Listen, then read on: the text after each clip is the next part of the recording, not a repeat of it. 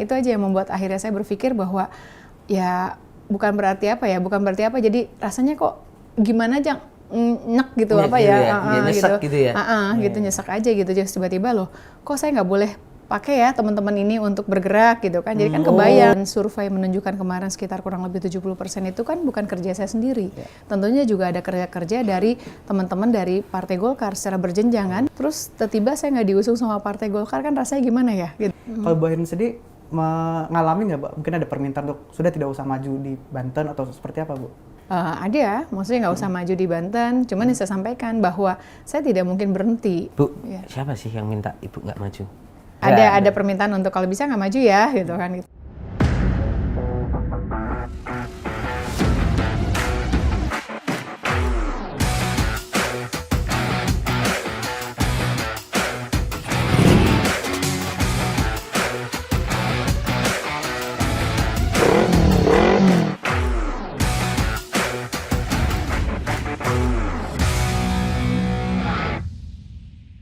Sahabat Kompas.com, bertemu lagi bersama saya Tatang Guritno. Saya Ardhito Ramadan. Di acara Classwide Kompas.com, Gaspol ngobrol gas pasti. Nampol, yeay. Wah, Wah, ini masa penonton cukup ramai hari ini, Bu Tatang. 1636 ya. 1636. Ya. Karena ini pengaruh narsum juga ini. Pengaruh narsum. Pengaruh narsum. Emang kita mendatangkan siapa hari ini, Bu Ini Tatang? adalah bakal calon gubernur Banten Bu Airin Rahmidiani. Wis. Selamat datang Bu Airin. Selamat datang Bu Airin. Makasih, Ya. selamat datang kembali. Ya. Iya. Oh iya betul. Bajunya pink ini kayaknya suasananya udah Happy. happy ya. Atau gimana Bu? Gimana hari ini Bu Airin, gimana perasaannya? Ya, dapat intipan bocoran biasanya kan Mas Tatang pakai baju hitam.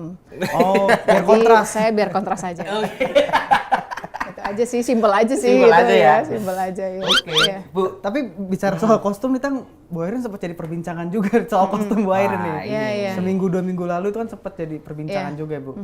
Mungkin apa ya bahasanya, bukan semacam ditegur atau diingatkan lah begitu oleh Bu Mega ketika itu dianggap salah kostum, padahal ya salah kostumnya juga udah merah sebenarnya kan. Hanya nggak merah hitam tapi merah putih. Mungkin boleh diceritakan Bu, bagaimana sih drama yang terjadi pada saat itu, karena kan kayak dulunya bersama Golkar lalu diusung PDIP lalu akhirnya Golkar juga ikut mengusung malah Bu Airin PDI di yang Banten. usung dulu ya? Iya.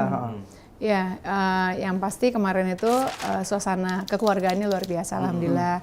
Dan saat hari Minggu kan kita deklarasi, jadi deklarasi dan sekaligus penyerahan surat rekomendasi untuk gubernur dan 4 kabupaten kota, bupati wali kota yang diusung oleh PDI Perjuangan di ASBSD itu. Nah, tapi karena secara protokoler bahwa untuk gubernur langsung dikasihkan oleh Ibu Mega. Jadi makanya hari Senin saya dan Bapak Haji Ade Sumardi diundang untuk datang ke DPP PDI Perjuangan bersama-sama dengan para calon gubernur yang lain dan ada beberapa bupati wali kota ya yang juga diberikan langsung oleh Ibu Mega.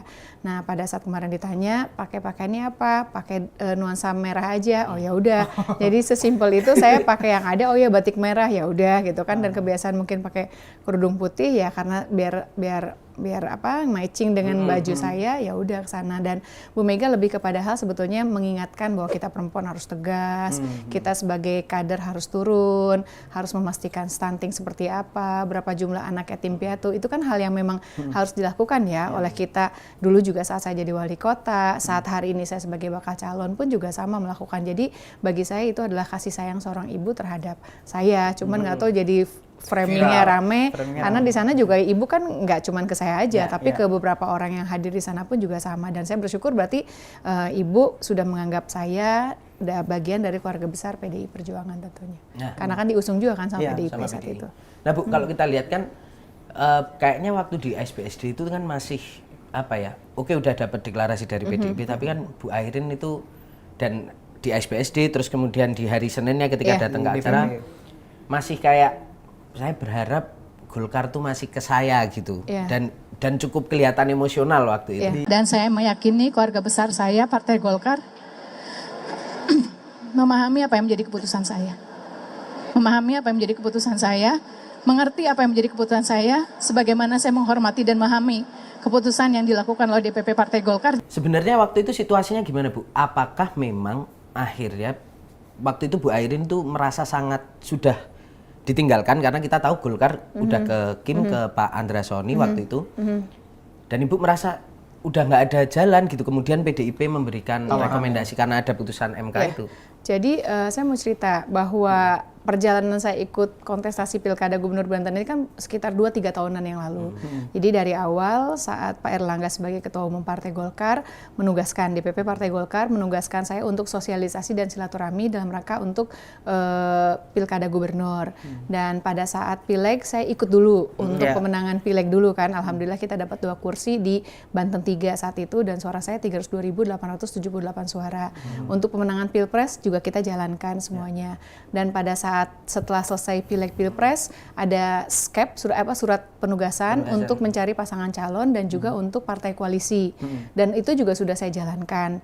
Waktu itu alhamdulillah ketemunya dari semua dinamika yang saat itu di Banten, saya ketemu dengan PDI Perjuangan dengan Bapak Ade Sumardi dan SKEP yang ditandatangani oleh Pak Erlangga sebagai ketum, Pak Ludwig itu pun juga sudah dilakukan. Cuman saat itu bicara nanti dulu untuk deklarasi, tetapi lebih membereskan untuk urusan pilgub yang lainnya, terutama waktu itu masih di Jawa Barat dengan DKI. DPP waktu itu kan masih sibuk mengurusi urusan DKI dan Jawa Barat. Jadi akhirnya kan kita nggak jadi deklarasi dan yang lainnya.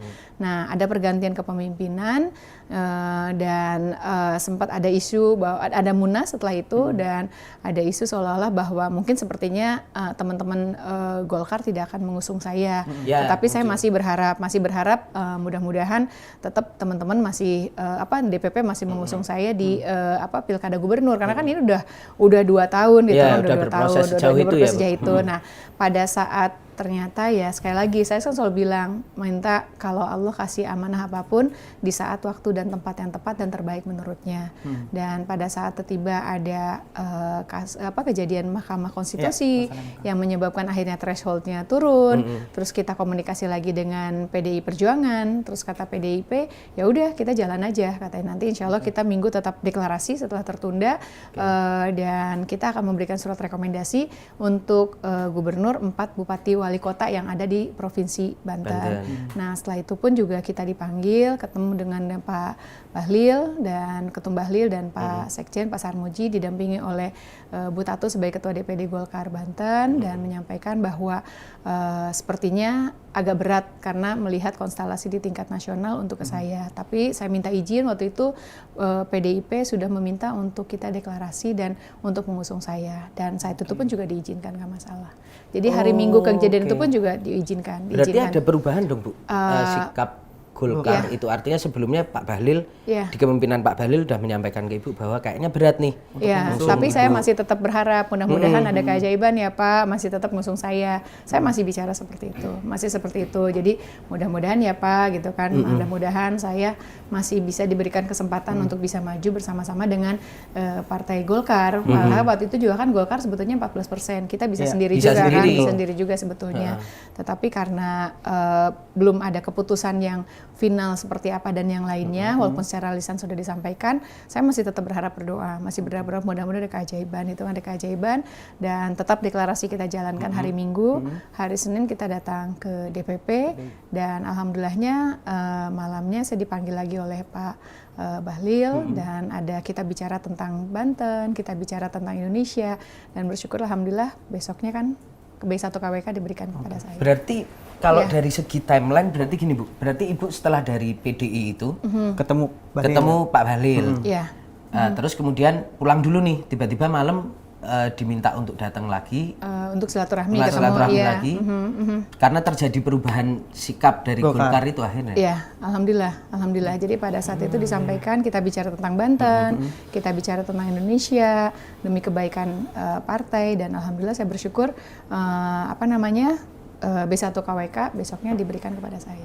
Ketika itu apa yang disampaikan oleh Pak Bahlil dengan pengurus Golkar, kenapa kira DPP Golkar ini berubah sikap itu dari awalnya mendukung Pak Andra Soni menjadi kembali mendukung Bu Airin gitu ketika Senin malam itu? Yang pasti disampaikan bahwa ya untuk Pilkada Gubernur kita ke Bu Airin bersama-sama dengan Pak Ade gitu kan. Udah itu aja dan bismillah selamat berjuang gitu. Ya. Ibu nggak kepo gitu apa?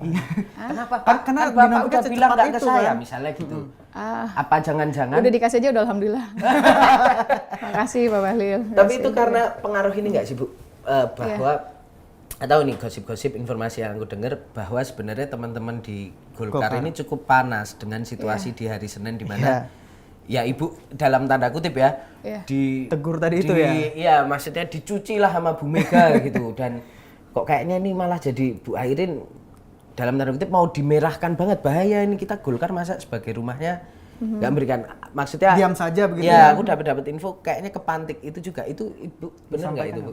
Jangan tanya sama saya, jangan tanya sama saya. Tapi yang pasti Ibu nggak marah sama saya, Bu Mega nggak marah sama sekali, tidak marah. Dalam arti beliau pun juga memberikan sebagai bentuk rasa kasih sayang, bukan hanya saya, tapi sama semua yang ada di ruangan tersebut kan, di ruangan tersebut untuk memastikan bagaimana harus turun ke lapangan, memahami tentang stunting dan yang lain, karena ada banyak calon kepala daerah, bukan cuma saya saja kan saat itu di situ ada Pak Hendi, ada Pak Andika, ada yang dari wali kota Banjar, yang kampung halaman saya juga ada gitu di situ ada. Tapi maksudnya secara politik dulu Bu, aku masih penasaran deh. Menurut Ibu sikap akhirnya Pak Bahlil dan teman-teman di Golkar berubah sikap itu apakah juga karena melihat bahwa PDI mau ngambil Bu Airin nih gitu. Kalau PDI dari awal juga kan waktu pada saat di hari Minggu Pak Ahmad Basara menyampaikan di dalam forum besarnya di dalam pidato bahwa yang pasti PDI Perjuangan tetap konsisten dan komitmen untuk mengusung saya dan Bapak Ade Sumardi. Dan juga bagi teman-teman PDIP saat itu sambil berseloroh dan yang lainnya juga ya sangat terbuka kalau Bu Airin mau masuk ke keluarga besar PDI Perjuangan. Walaupun itu nggak syarat? Nggak syarat. Nggak syarat. Tapi maksudnya dalam arti kalau mau bergabung sangat mau. Dan di dalam suasana kekeluargaan di situ pun juga dalam pertemuan juga sama. Ayo Bu Airin gabung sama PDI Perjuangan dan yang lainnya. Tapi pada saat posisi hari itu kan waktu cepat banget ya. Dan saya lebih fokus kepada hal saat ini kita udah harus punya B1 KWK. Hari besok harus pendaftaran. Persyaratan pribadi saya saja dan Pak Ade Sumardi masih banyak yang harus kita selesaikan. Belum persyaratan partai, koalisi yang lainnya juga yang non parlemen kan juga harus segera kita kumpulkan semuanya. Jadi saya belum terpikir sama sekali mengenai hal tersebut. Yang saya pikirkan adalah bagaimana caranya besok sampai dengan tanggal 29 kita bisa daftar. Saya dengan Pak Ade bisa daftar dengan segala persyaratan yang rigid dan yang lainnya. Teknisnya Jadi kita lebih benar-benar fokus ke situ. Jadi kita kan juga karena kepala kita satu ya gitu. Kita kan harus fokus dulu dengan apa yang harus dibuat skala prioritas saat itu. Bukan berarti yang lainnya tidak prioritas, tapi lebih kepada hal ada yang paling mendesak. Besok harus ada pendaftaran, persyaratan tidak mungkin bisa dipenuhi dalam waktu 1-2 hari ini. Ini yang harus segera kita selesaikan semuanya. Jadi saya waktu itu betul-betul fokus ke persiapan pendaftaran. Bu, tapi selain pesan-pesan Bu Mega ketika acara yang rame-rame dengan calon kepala daerah lain, ada semacam pertemuan nggak sih Bu dengan Bu Mega atau bersama petinggi PDIP lainnya dan diberikan nih pesan-pesan lain yang mungkin tidak disampaikan di acara yang di DPP itu? Ada. Jadi selesai acara itu pun juga kita dikumpulkan, semuanya dikumpulkan. Bagaimana strategi untuk pemenangan ke depan. Pertama persiapan pendaftaran, yang kedua strategi untuk pemenangan. Bergabung dengan koalisi partai non parlemen yang lainnya seperti apa dan fokus pembagian kampanye. Saya di mana, Pak Ade di mana dan yang lain. Jadi ada beberapa hal yang wejangan yang disampaikan oleh Pak Ahmad Basara, Bu Ciptaning saat itu karena pemangku untuk pengampu untuk yang di wilayah Banten kan Pak Ahmad Basara dengan Ibu Ciptaning. Kalau dari Bu Meganya sendiri ada pertemuan khusus nggak? Nggak ada. Dengan Ibu langsung ketemu hari itu juga di acara yang resmi saat itu dan selesainya juga sama di situ. Siap. Bu Airin, kalau mungkin kita kan bicara soal pertemuan di DPP PDIP itu hari Senin ya Bu. Hari Minggu kan juga ramai ketika Bu Airin dengan Pak Ade ini deklarasi di ASBSD dan yang menjadi salah satu sorotan netizen lah itu ketika Bu Airin seolah sedang bergetar, menahan tangis lah gitu ketika berbicara soal bagaimana hubungan Bu Airin dengan Partai Golkar ketika itu karena Bu Airin akan diusung oleh PDIP begitu. Apakah mungkin pada saat itu sudah ada semacam pikiran bahwa ya mungkin sudah berakhir juga nih keanggotaan atau hubungan Bu Airin dengan Golkar ketika Golkar tidak memberikan dukungan kepada Bu Airin pada hari itu? Yang saya bayangin kan 2-3 tahun saya turun ke lapangan itu kan salah satunya adalah relawan, terus simpatisan, para tokoh masyarakat, dan juga struktur Partai Golkar. Jadi hampir dan survei menunjukkan kemarin sekitar kurang lebih 70% itu kan bukan kerja saya sendiri. Tentunya juga ada kerja-kerja dari teman-teman dari Partai Golkar secara berjenjang kan, di tingkat provinsinya, di kabupaten kota, pengurus kecamatan, pengurus kelurahan.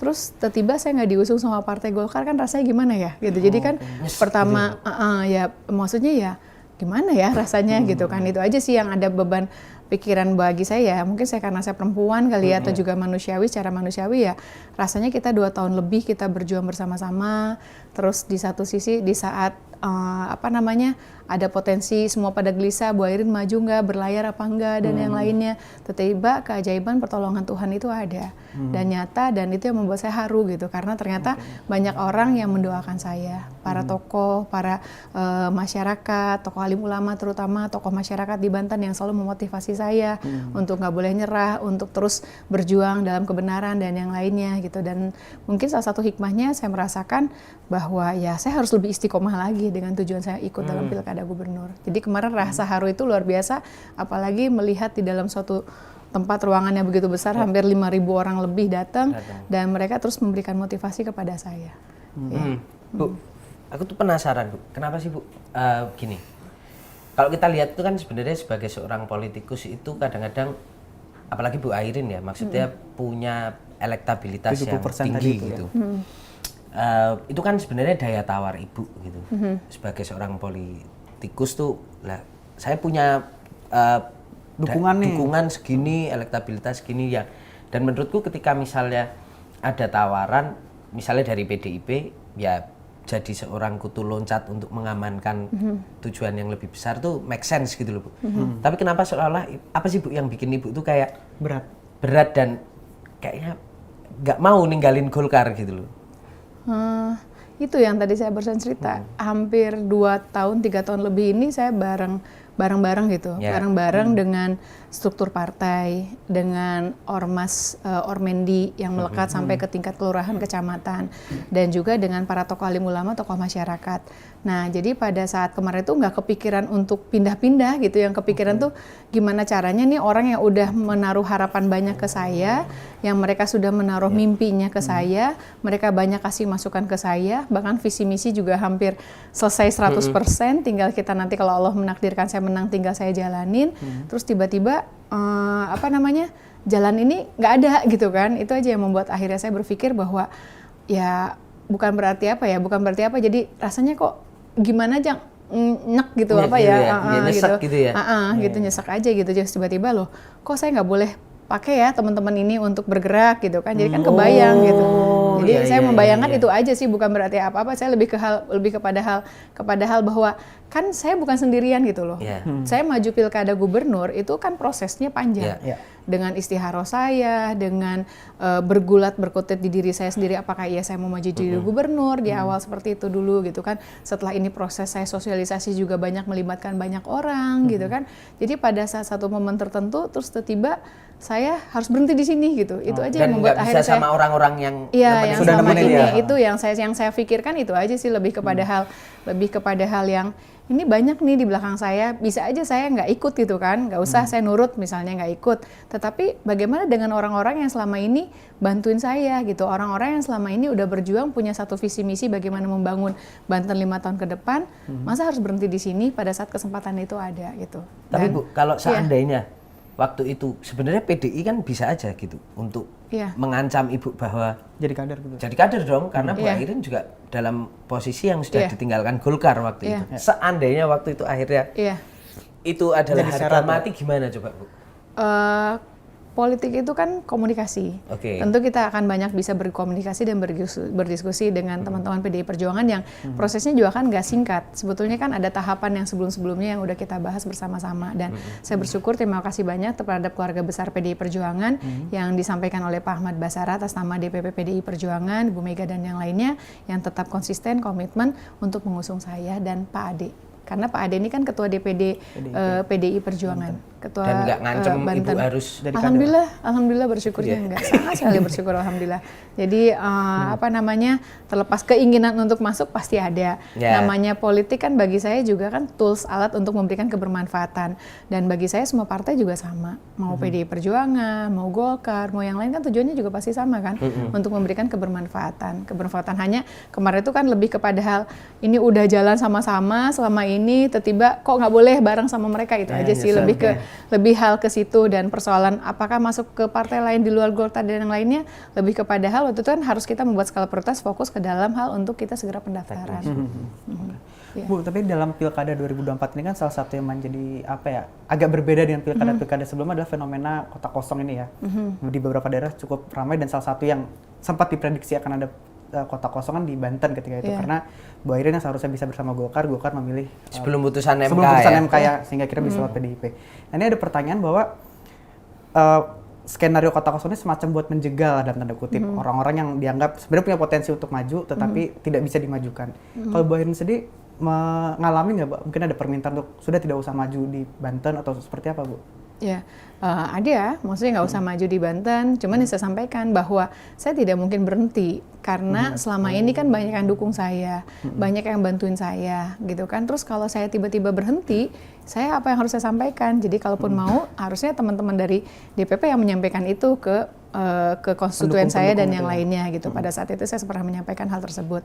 Tetapi sekali lagi, saya selalu meyakini Mas Tatang tahu persis kan proses dinamika di lapangan kan. Mas Tatang luar biasa memang. Iya, jadi soalnya sering ketemu kan di lapangan gitu kan, dari yang Bu maju ayo gubernur ini, enggak gitu, Bu maju gubernur, enggak, kan selesai gitu terus Kita dari yang dulu kan. mancing-mancing. Iya, karena memang kan gubernur ini kan sebetulnya dari awal nggak pernah terlintas ragu, dalam kan? terlintas dalam mimpi pun saya mau jadi gubernur, nggak ada. Cita-cita saya sebagai politisi saat itu hanya jadi anggota DPR RI aja. Jadi nanti biar ketemu sama Mas Dito sama Mas Tatang nanti kayak DPR gitu. Dia kata dia, nanti ketemu ya Bu, ya udah cas-casan kok kita gitu kan waktu itu kan gitu. Cuman sekali lagi ya, saya selalu berdoa dengan proses perjalanan hidup saya dengan segala hal, dengan ujian yang pernah Allah kasih, Tuhan kasih, saya selalu minta sama Allah kasih amanah di saat waktu dan tempat yang tepat dan terbaik menurutnya. Karena pengalaman saya kalau memang Tuhan kasih jalan yang terbaik, pasti akan ada keajaiban, pertolongan dan kemudahan yang Tuhan kasih, yang Allah kasih. Dan saya mengalami betul bahwa pertolongan keajaiban itu nyata dan ada. Iya, yang kan nggak ada tiba-tiba nggak ada angin nggak ada hujan tiba-tiba MK gitu MK. kan. Iya, itu juga itu yang membuat yang akhirnya saya harus tambah meyakini, oh iya, saya harus lebih istiqomah lagi. Saya harus lebih istiqomah lagi dengan tujuan saya sampai kapanpun, bahwa ini adalah sebuah jabatan, adalah sebuah amanah yang tentunya harus bisa dipertanggungjawabkan. Bu, siapa sih yang minta Ibu nggak maju?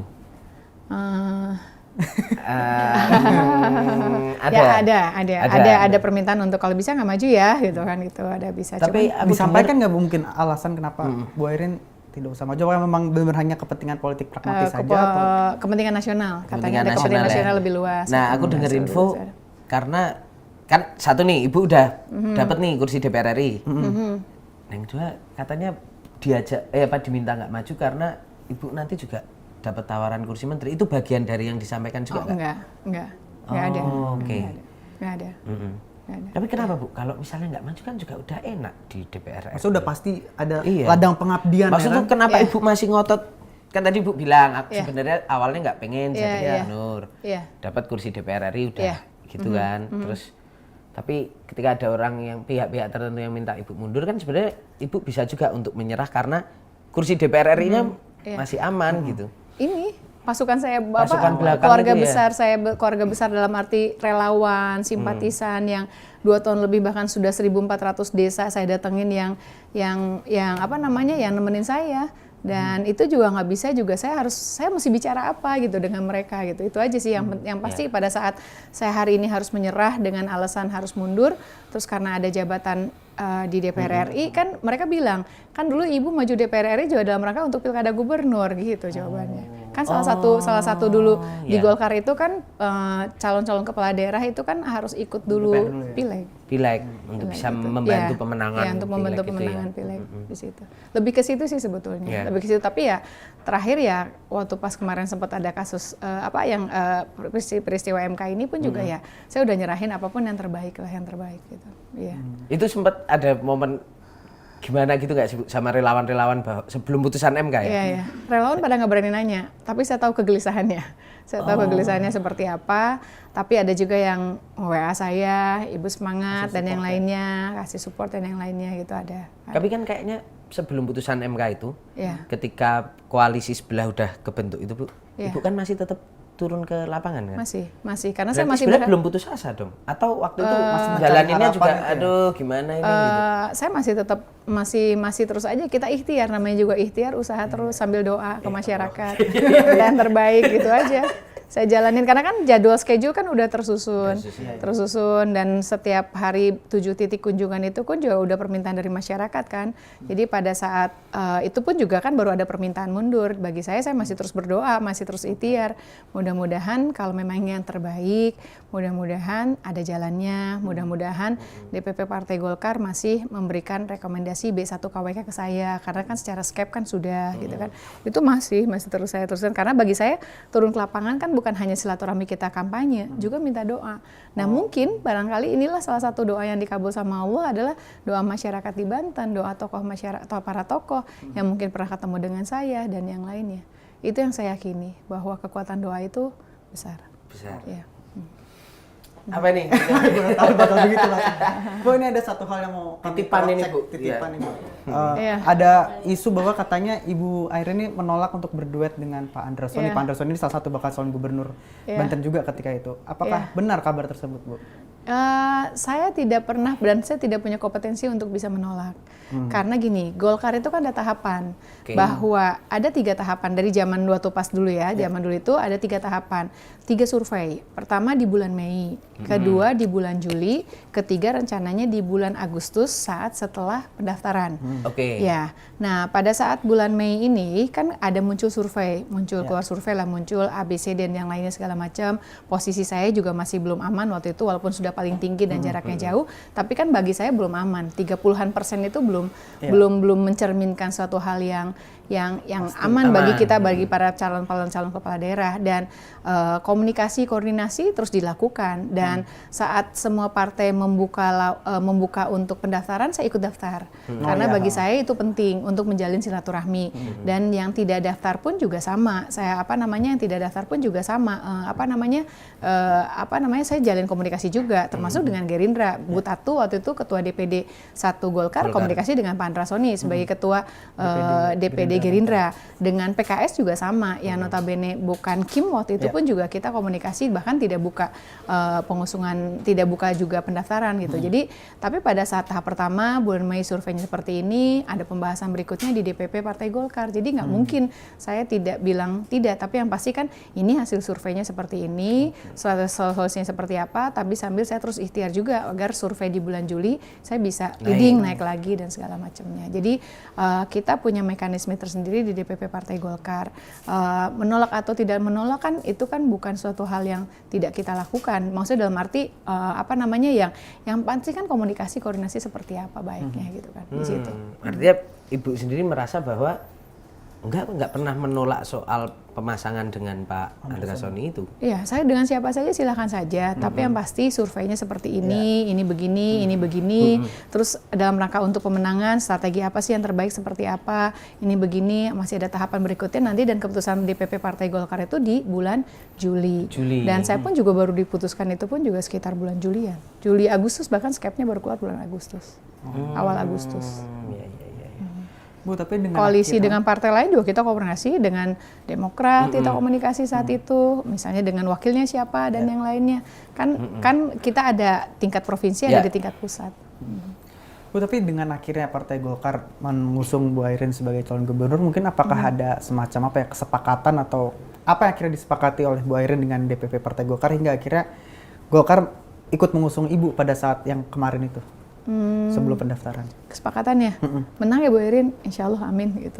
Berarti nggak ada, ya kemenangan pasti kan tiap parpol berpesan supaya menang. Selain itu nggak ada berarti Bu? Nggak ada.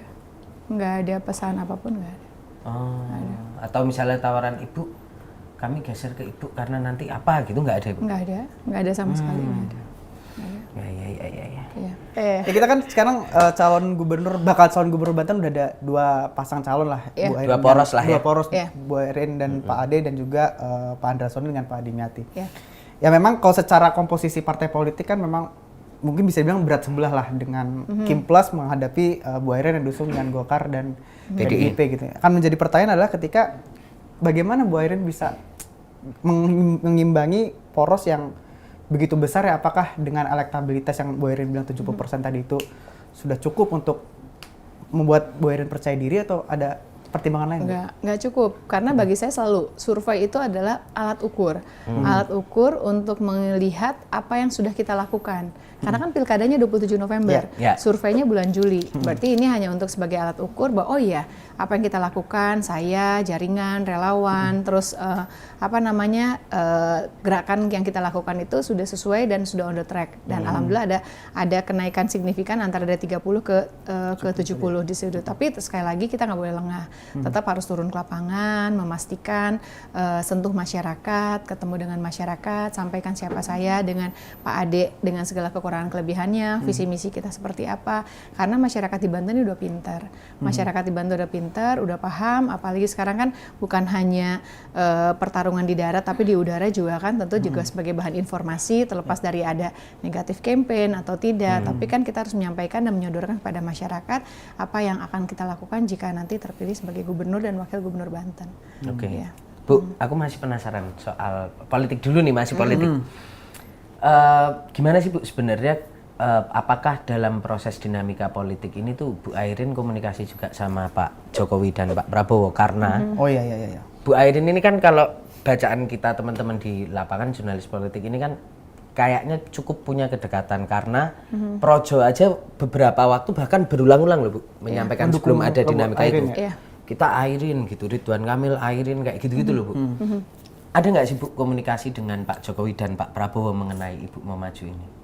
Yang pasti saya izin, ada izin untuk ikut maju dalam kontestasi pilkada. Dan kemarin pun juga karena dengan PDI Perjuangan di luar Kim Plus itu pun juga saya menyampaikan izin untuk hadir dan untuk datang. Dan sampai hari ini sih saya meyakini beliau berdua adalah bapak bangsa yang luar biasa. Apalagi Pak Jokowi tinggal berapa bulan lagi untuk menyelesaikan purna tugasnya yang tentunya ingin ada proses keberlanjutan pembangunan yang dilakukan oleh Pak Prabowo. Dan salah satu suksesnya sebuah pemerintahan kan juga tidak hanya mungkin di pemerintah pusat saja, tapi tentu dengan provinsi, kabupaten, kota yang ada.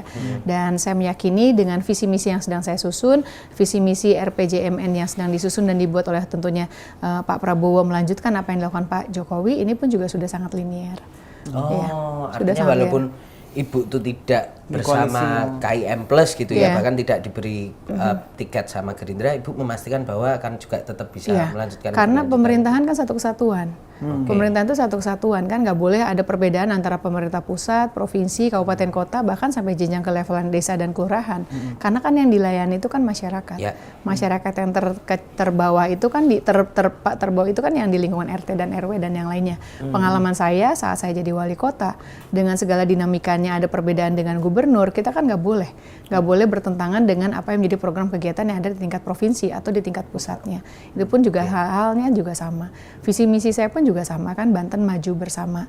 Maju bersama dalam arti ada kemajuan tapi ada kebersamaan. Karena tidak boleh lagi ada disparitas antara wilayah utara dengan selatan di daerah Banten. Bagaimana ada kemajuan secara bersama-sama, tidak boleh lagi ada daerah yang tertinggal sendirian atau yang maju sendirian, itu kan nggak boleh, harus saling. Karena kan kalau indikator angka semua keberhasilan provinsi itu kan berasal dari kabupaten kota.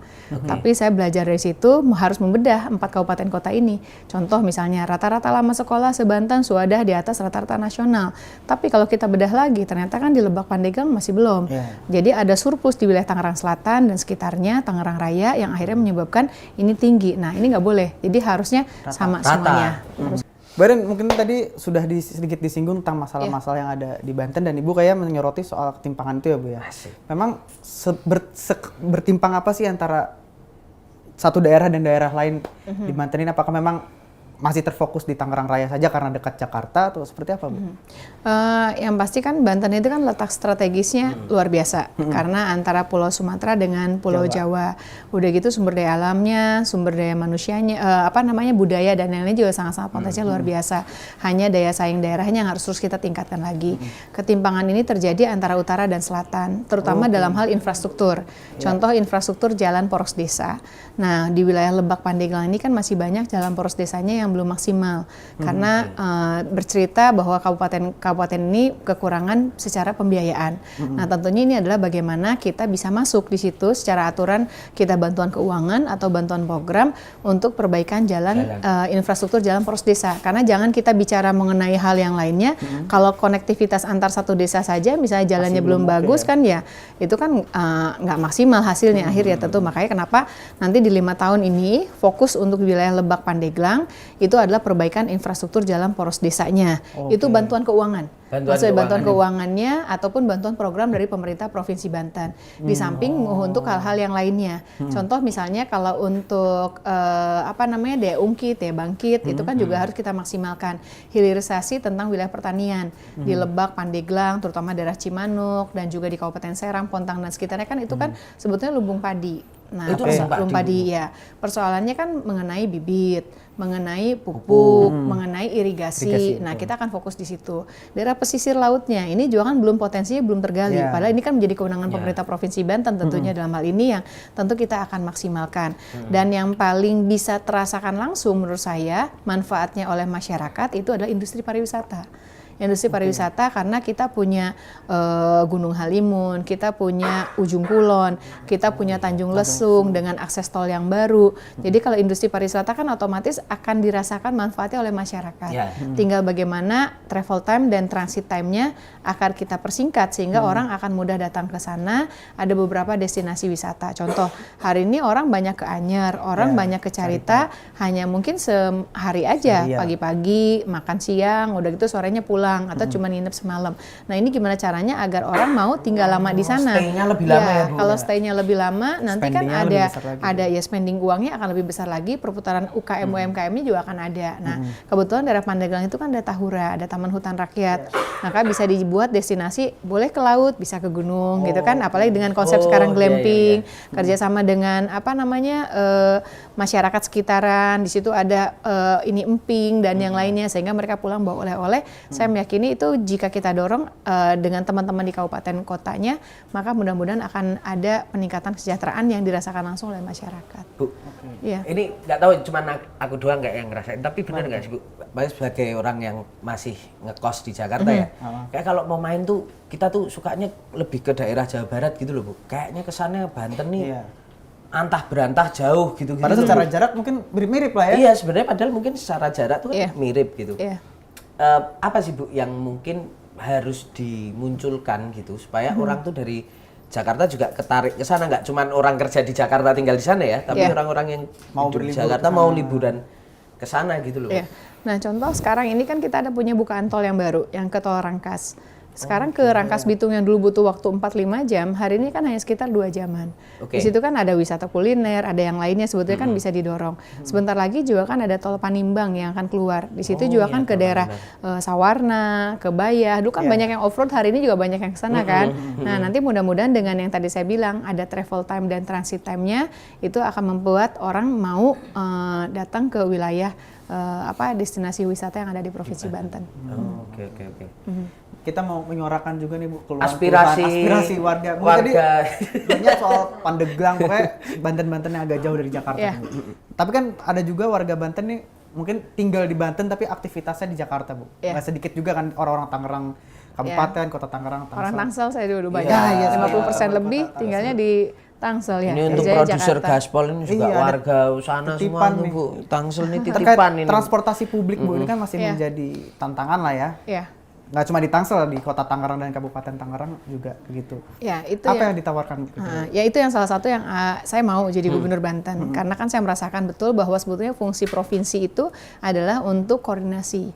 Koordinasi antar kabupaten kota dan koordinasi dengan tingkat provinsi. Kayak contoh misalnya kayak MRT. MRT itu kan sebetulnya terminal Lebak Bulus, itu kan kita tukar ke terminal Pondok Cabe. Kalau terminal Lebak Bulus dipindahkan ke terminal Pondok Cabe, kalau nggak dipindahin sampai hari ini kan MRT itu nggak akan ada. Jadi waktu itu saya bicara, waktu itu DKI minta, Bu Irin ini gimana ya kalau bisa terminal Lebak Bulus pindah ke terminal Pondok Cabe di Tangsel saat saya jadi wali kota. Boleh Pak, asal perjanjiannya nanti tolong MRT jangan berhenti di Lebak Bulus, tapi harus masuk karena yang bikin macet orang Jakarta kan sebenarnya orang Tangsel. Kan bisa kelihatan Senin Jumat yang macet Jakarta, Sabtu Minggu yang macet Tangsel kan, yang macet Tangsel gitu kan. Jadi saya buat dan 10 tahun saya melakukan pelebaran jalan, saya melakukan sodetan jalan, sepanjang transportasi publiknya tidak diimbangi dengan transportasi publik, kemacetan pasti akan ada. Sedangkan keterbatasan anggaran kan pasti buat kita daerah baru, apalagi Tangsel hari ini baru usianya 14 tahunan. Jadi pada saat itu ya udah kalau bisa kita dorong agar bisa MRT masuk ke wilayah Tangsel. Bahkan FSDD-nya zaman Pak Sandiaga Uno sebagai wakil gubernur, Pak Anies gubernur itu udah keluar sebetulnya. Cuman kemarin ada kebijakan malah lebih ke koridor utara dan lebih ke koridor barat ke wilayah Pasar Kemis. Itu kan masuk juga kan ke wilayah Banten juga kan. Nah, contoh misalnya kemarin saya kunjungan ke wilayah daerah teman-teman Cipondoh dan sekitarnya yang ada di Kota Tangerang. Bu Irin, busway jangan berhenti sampai Jakarta aja ya, kalau bisa tembus sampai ke wilayah Tangerang gitu kan, sehingga itu kan juga menjadi bagian dari komunikasi gubernur kan, sesama antar gubernur dengan para bupati wali kota untuk bisa memastikan bahwa transportasi massal ini terintegrasi dengan wilayah Jabodetabek. Nggak bisa cuma hanya Tangsel saja, nggak bisa hanya kota Tangerang saja, tidak bisa hanya Kabupaten Tangerang saja, tapi harus menjadi satu kesatuan. Apalagi dengan undang-undang yang baru aglomerasi itu ya mudah-mudahan akan lebih memudahkan lagi. Karena dulu sebetulnya zaman saya wali kota udah ada tuh, biasanya dipanggil Pak Wapres, Pak JK zaman dulu. Dikumpulkan kita para bupati wali kota Jabodetabek, bahas tentang transportasi, tinggal bagi tugas kan, tugasnya kota sebagai apa, kabupaten apa, provinsi apa, sharing keuangannya seperti apa. Tetapi kan ini harus ada dirijennya, nggak mungkin kita sendirian gitu. Nggak mungkin kayak saya sebagai wali kota tiba-tiba datang ke Dirjen Perkeretaapian, tiba-tiba datang ke Kementerian Perhubungan untuk masain agar ada apa. Terus ada investasi tentang LRT, kita dorong lagi untuk ada semuanya gitu kan. Terus dengan trayek-trayek yang ada kita maksimalkan peremajaan dan yang lainnya juga kan harus konektivitas. Jadi mudah-mudahan posisi Gubernur Banten hari ini nanti bisa berdiskusi dan juga bisa mengurai dan mendetailkan bersama-sama dengan Gubernur DKI dan Gubernur Jabar tentunya, apalagi dengan aglomerasi dan undang-undang daerah khusus Jakarta itu. Tapi itu nggak mahal itu Bu, MRT itu nanti kayaknya kok itu kan kayak yang proyek. Kalau transportasi kan memang nggak pernah ada yang untung, pasti selalu harus subsidi buat masyarakat. Tapi kan kalau kita hitung dengan urusan kemacetan, urusan waktu yang terbuang, harusnya kan bisa dihitung seperti apa gitu. Jadi harus, kalau macet tuh lebih merugikan ya sebenarnya. Bu? Betul. Oke. Tapi untuk terkait MRT yang tembus ke Tangsel ini, kalau dari saat itu skema yang disiapkan seperti apa sih Bu? Karena kan mungkin pembangunan juga nggak mungkin dengan APBD Banten atau Tangsel saja gitu ya. Skenario yang saat itu disiapkan seperti apa dan rencana Bu Irin ke depan seperti apa supaya itu bisa benar-benar jalan? Iya, yang waktu itu kita udah berkomitmen apa yang memang diperlukan kecuali pembiayaan, karena kan kalau uang kita kurang ya waktu itu kan, apalagi daerah Tangsel kan sangat terbatas. Jadi apa yang dibutuhkan nanti persoalan misalnya perizinan, persoalan rencana tata ruangnya dan yang lainnya kita udah siap untuk semuanya. Jadi kan rencana itu kan tembus dari Terminal Lebak Bulus ke arah Pamulang, nanti langsung ke arah wilayah Setu, nanti langsung masuk tembus ke wilayah BSD Serpong. Ya. Oke. Nah, kalau KRL-nya gimana Bu ini Bu? Iya. Bu. KRL nih, KRL, ini suara rakyat lagi nih. Suara rakyat lagi nih. Kalau itu hidup KRL dari zaman saya 2011. Jadi yang kita ada 5 stasiun kereta api. Dari sejak 2011 saya wali kota, saya dorong untuk ada revitalisasi.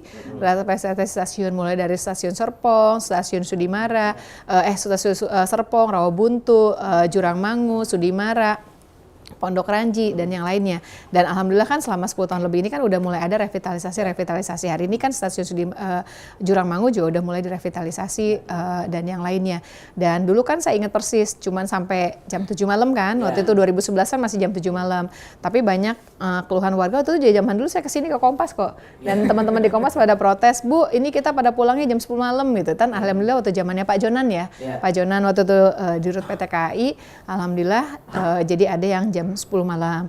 Bahkan ada yang gerbong perempuan kan, ada khusus gerbong perempuan saat itu gitu. Itu juga bagian dari upaya kita bagaimana mendorong orang untuk bisa untuk bisa menggunakan moda transportasi umum yang memang kita di Tangerang Tangsel ini waktu itu kita ada 5 stasiun kereta api KRL. Nah, ini kan kalau nanti saya jadi gubernur kan kita dorong sampai ke Maja nanti, mudah-mudahan sekalian yang lainnya. Ya, nah, Bu, tapi ini pada pusing loh Bu, ini KRL ini mau dibikin berbasis NIK itu terus mau dicabut, mulai dikurangi ininya Bu, subsidinya Bu. Ini udah ngerti sekarang. Gimana sekarang? Nggak ngerti saya sekarang. Tetap baca judul aja, sama baca netizen. Biasa kita ngurus politik kan ada benar. Iya. Itu gimana Bu itu? Meresah loh ini masyarakat tengah kelompok tengah ini, Bu. Pengalaman Warga-warga saya itu. dulu saat ada beberapa kan mulai kebijakan dulu Pak Jonan mulai membuat kereta api menjadi nyaman ya. Kan saya ngalami proses itu kan. Yang penting kan komunikasi dan koordinasi sosialisasi terhadap masyarakat. Jadi mulai dari saat kan ada komunitas kan, ada komunitas KRL dan yang lainnya, diskusi banyak, kasih masukan sehingga pada saat nanti pemerintah membuat kebijakan itu memang tepat dan pada saat pemerintah membuat kebijakan bisa dipahami oleh masyarakat. Jadi pengalaman saya saat saya jadi wali kota Tangsel dengan beberapa hal yang ada kejadian seperti ini, yang penting komunikasi dulu, komunitasnya dulu, terus misalnya nanti dengan masyarakat ada terbuka seperti apa sehingga akhirnya masyarakat bisa memahami. Tapi ini kan keresahannya nanti kalau harganya jadi Mahal berkali-kali lipat gitu ya. jadi berkali-kali Siapa tahu malah lipat. berkurang. Kan kita belum tahu juga kebijakannya. Siapa tahu Siapa kan kita tahu. belum tahu. Iya, belum tahu. Siapa tahu. Jadi makanya jangan seudon dulu. Pak Jokowi aja nggak tahu ngakunya. Oh, ini ada titipan juga nih Bu soal KRL.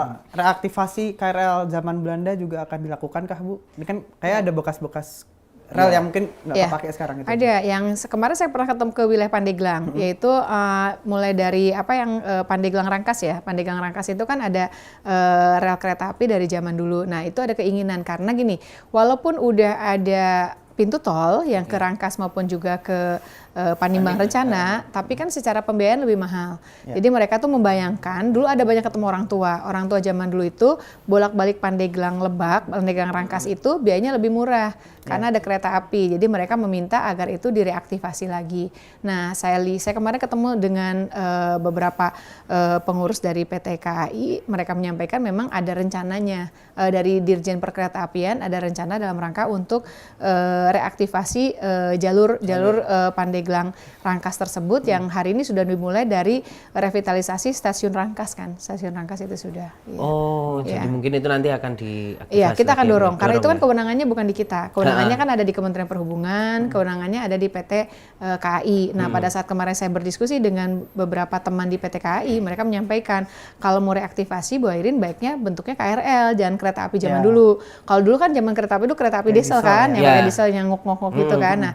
Nah, kalau itu sebaiknya biar pakai KRL biar tembus langsung nanti ke Rangkas, ke Maja, langsung nanti ke Serpong, nanti langsung ke wilayah kita sampai ke Tanah Abang. Inline semua gitu ya kalau Inline KRL semuanya, ya. iya. Tapi biasanya kalau gitu tuh pemerintah misalnya di level gubernur itu nanti bentuk dorongannya kayak apa sih Bu? Koordinator. Jadi mesti pengalaman saya ada beberapa kewenangan biasanya di kabupaten kota, ada beberapa kewenangannya di pemerintah pusat. Nah, pengalaman saya nih, pentingnya hadirnya gubernur atau pemerintah provinsi itu menjembatani, mengkomunikasikan dan mengkoordinasikan antara kabupaten kota dengan pemerintah pusat. Jadi harus yang paling yang harus paling cerewet sebetulnya pemerintah provinsi nih gitu kan. Karena kan semuanya ada beberapa kewenangan misalnya di kabupaten kota.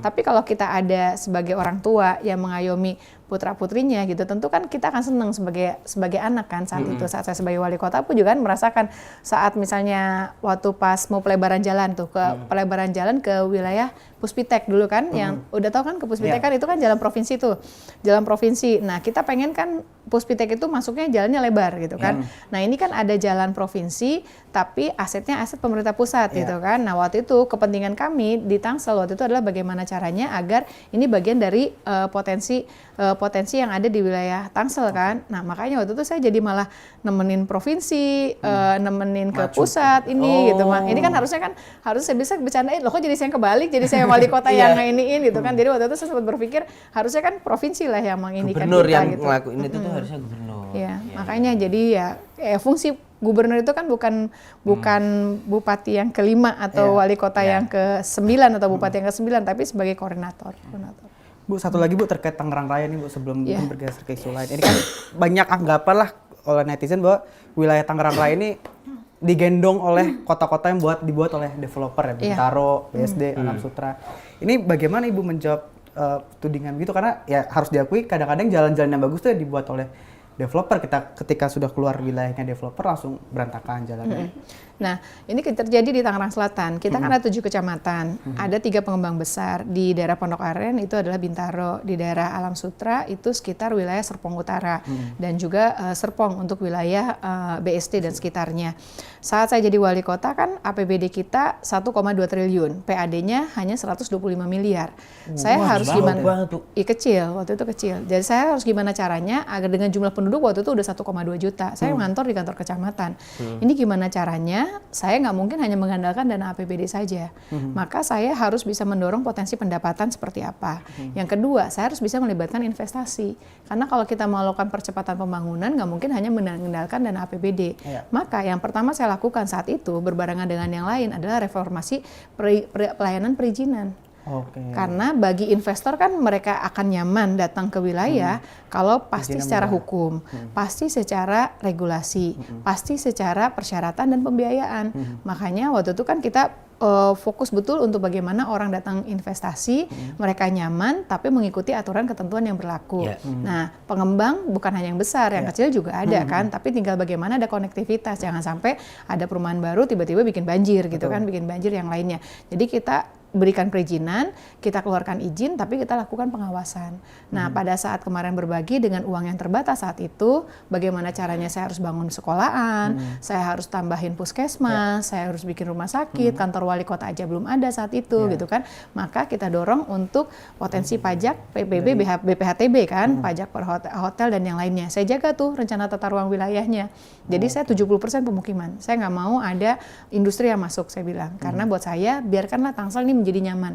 Rumah dan kota kita bersama, tinggalnya di Tangsel, anaknya sekolah di Tangsel, mengeluarkan uangnya juga di Tangsel, kembali lagi ke Tangsel sebagai potensi pendapatan. Nah, itu yang saya jaga betul. Jadi pada saat kemarin ada perumahan-perumahan besar, ya tetap kita awasi, kita monitor, dan nggak mungkin kita tinggalkan begitu saja gitu kan. Yang pasti mereka bekerja, mereka investasi, mereka juga tidak boleh menjadi pemerintahan dalam pemerintahan.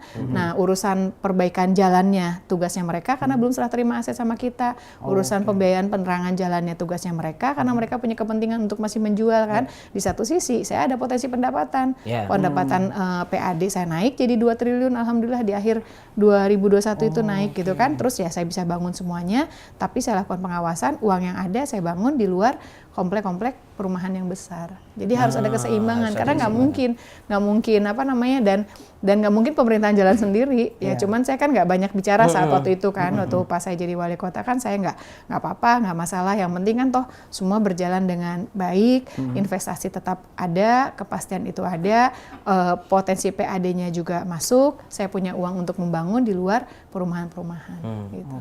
Bu, Banten ini kan kalau bicara Banten ini kan juga harus koordinasi, terutama misalnya tadi soal transportasi umum itu kan KRL dan lain sebagainya itu atau nanti LRT, MRT gitu itu kan harus banyak berkoordinasi sama pemerintah DKI Jakarta ya, atau besok DKJ gitu. Nah ini kan DKI ini kan juga kan Bu, ini kan juga masih mau besok kan juga bertarungnya bareng ini Bu. Ini gimana kalau Ibu melihatnya lebih cocok nanti koordinasi sama Bang Emil gitu Mas Pram atau Pak Dharma ini Bu? Lebih cocok sama yang mana sih Bu kayaknya? Ya yang dapat amanah aja nanti siapa. Tiga-tiganya masih oke lah ya. Dua-duanya misalnya gini lah. Misalnya Bang Emil sama Mas Pram itu deket semua juga. Alhamdulillah, kalau Kang Emil kan secara partai kan sama-sama dari Golkar. Pak Pramono secara senior udah kenal baik juga. Kang Emil juga sama, senior saya juga di Paskibra kan gitu. Dan Pak Pramono juga kan diusung oleh PDI Perjuangan. Tapi secara pribadi memang kami hubungannya baik selama ini. Antara Kang Emil dengan sekarang Bang Emil, ya dengan dengan Pak Pramono pun juga Pak Pram selama ini hubungannya baik. Tapi pengalaman saya kuncinya komunikasi dengan siapapun, baik yang baru kenal, yang penting sama-sama punya kewenangan dan kita berkomunikasi dengan yang memiliki kewenangan dan yang bisa membuat kebijakan. Karena pada saat kita berdiskusi, berdialog mengenai misalnya tentang transportasi di wilayah Jabodetabek, tentu harus bisa dirumuskan secara detailing, jangan hanya wacana saja gitu. Oke. Ya, jadi pada saat nanti, oh ya udah, nih tugasnya Banten apa nih, tugasnya DKI apa nih, tugasnya Jabar apa nih dalam waktu 5 tahun pertama, terus secara pembiayaannya gimana nih, ini tugasnya ini siapa, ini yang lainnya dirinci, didetailin, dan lakukan monitoring evaluasi. Jadi pemerintahan itu kan harus seperti itu. Siapapun ya, siapapun pemimpinnya ya harus mana saat kita merencanakan harus merencanakan dengan benar karena keberhasilan dari sebuah pembangunan 70% di perencanaan. Dan setelah kita merencanakan, maka kita menyiapkan pembiayaannya, kita staging waktunya mau kapan penyelesaiannya, dan fokus dan juga semuanya konsisten dengan dan komitmen dengan apa yang sudah diputuskan secara bersama. Contoh kayak misalnya revitalisasi stasiun Jurumangu. Waktu dulu itu kan ada kesepakatan antara kami pemerintah kota Tangsel. Oh iya, kita harus bikin jalan flyovernya gitu kan. Nah, tugasnya pengembang waktu itu harus bikin sodetan masuk dari sana ke wilayah Jurumangunya. Nah, tugasnya PT KAI yaitu revitalisasi PT KAI-nya. Ya semua harus berkomitmen biar tepat waktu gitu. Jadi pengalaman saya kalau dalam rangka hubungan kerjasama itu kan harus saling semuanya. Harus saling pada saat memutuskan, pada saat merencanakan harus diputuskan seperti apa, pada saat itu menjadi kesepakatan bersama ya jalankan. Ini Dito mau tanya Bu. Ini agak sensitif dan kontroversial nih Bu. Mungkin Bu juga sering mendapat pertanyaan ini kali ya. Bu, terkait politik dinasti Bu, ini kan masih banyak yang menganggap Banten itu penuh dengan dinasti. Mungkin tidak hanya dinasti Bu Ratu Atut, tapi banyak dinasti-dinasti lain dan Ibu termasuk di keluarganya Bu Ratu Atut. Bagaimana Ibu menjawab tudingan politik dinasti ini? Karena politik dinasti ini kan menjadi hal yang harus diakui bukan hal yang disukai oleh banyak masyarakat sebenarnya. Sekarang lagi muncul banyak resistensi tuh Bu soal itu tuh. Ya, pengalaman saya kepemimpinan itu bukan berasal dari warisan, dari kekayaan ataupun juga keturunan. Tetapi berdasarkan dari pengetahuan, kemampuan, pengalaman, kerasnya kemauan sama komitmen kita ya. Jadi nanti masyarakat Banten melihat dan menilai dan memutuskan sendiri. Jadi Ibu nggak menganggap isu tersebut sebagai hambatan untuk maju di 2024 ini ya Bu ya? Semua hal harus kita perhitungkan. Tetapi saya meyakini masyarakat di Banten udah pintar. Udah pintar dan cerdas, sudah bisa menentukan dan menilai tersendiri. Ya. Tapi kan sebenarnya gini Bu, itu kan berpengaruh juga kan Bu. Artinya misalnya kita tuh kerabatnya keluarga mana misalnya atau keturunan keluarga mana, itu kan itu berpengaruh juga nggak sih Bu? Kan berpengaruh ya? Kembali lagi ke pemimpinan itu bukan hanya keturunan dan kewarisan, tapi bagaimana pengetahuan, kemampuan, kecakapan dan kerasnya kemauan sama tujuan kita, tekad kita gitu. Kalau kayak tadi misalnya saya udah belum apa udah nyerah mungkin saya nggak duduk di sini, nggak jadi bakal calon gitu kan. Iya. Gitu toh situ. Iya itu Mas Ito. Balik lagi ke awal yang tadi. Iya, balik lagi ke awal. Callback istilahnya. Kalau cuman misalnya karena punya hubungan keluarga mungkin waktu itu udah nyerah ya udah aja gitu. Iya, betul. Tekadnya itu. Ya itu gitu Bu. Itu memang harus kita. Itu toh ya. Ya itu Anda baca dulu lah ya. Pertanyaan pamungkas. Oke. Aduh, pertanyaan pamungkas ya. Apa ya? Apa tuh? Lu tanya apa? Apa? Ya mungkin penutupnya ini Bu. Yes, itu tadi Bu. Mungkin rakyat Banten yang sedang kebingungan ini mau memilih siapa, mungkin secara ringkas apa yang Ibu tawarkan kepada masyarakat Banten ini dengan mungkin pengalaman Ibu, visi misi Ibu ke depan seperti apa Bu? Ya, yang pasti visi saya dengan Pak Haji Ade Sumardi ini adalah Banten maju bersama. Karena kita nggak mau ada lagi yang tertinggal dan tidak mau ada yang maju sendirian. Tapi bagaimana maju ini secara bersama-sama tentunya dengan karakter masing-masing, kelebihan kekurangan di 4 kabupaten kota yang ada di Provinsi Banten. Yang pasti yang pertama tentu tata kelola pemerintahan yang efektif dan efisien. Karena pemerintah provinsi itu kan koordinasi pemerintah pusat di daerah. Jadi harus bisa berkomunikasi dengan pemerintah pusat dan juga berkomunikasi dengan 4 kabupaten kota. Karena bagi saya prinsipnya komunikasi itu kan kata kalimat yang mudah diucapkan, tapi sulit kali untuk dikerjakan. Itu jadi bagaimana tugas seorang gubernur, pemerintah provinsi mengayomi 4 kabupaten kota hadir dan ada untuk bisa menjadi solusi bagi 4 kabupaten kota. Yang keduanya tentu bagaimana membuat persoalan akses terhadap kesehatan, pendidikan, dan juga infrastruktur, itu pun juga ada keseimbangan dan tidak ada pembedaan lagi antara utara dengan selatan. Dan yang paling penting tentu daya saing daerah ini juga penting. Posisi Banten dengan letak strategis yang baik tentunya harus bisa mampu menjadi daya saing daerah sehingga yang ujung akhirnya adalah untuk kesejahteraan masyarakat. Oke. Luar biasa. Siap, luar biasa gitu ya. Udah ya berarti ya. Wah, mantap. Aduh, produser ini makin ngeri sekarang ya. Iya. Ya, udah nggak ada pertanyaan, suruh nyiapin pertanyaan sendiri. Karena nggak boleh ngomong Sabrina lihat sini, jadi saya gini Oke. nggak boleh nyontek. Saya minum ya. Ya, kita juga ya Bu ya, pokoknya mengucapkan terima kasih, semoga Ibu sukses dalam Sama-sama. perjalanan ikhtiarnya gitu ya Bu, perjuangannya bisa sukses sehat-sehat lah gitu Bu. Jadi gitu sahabat Kompas.com, semoga tercerahkan dengan obrolan-obrolan apa nih? 3 jam. Ya 3 jam lah, 3 jam dengan Bu Airin gitu. Kita mengucapkan terima kasih, saya Tata Gurito. Saya Dita Ramadan. Kita ketemu lagi di episode Ngegas dan Nampol berikutnya. See ya. Yes.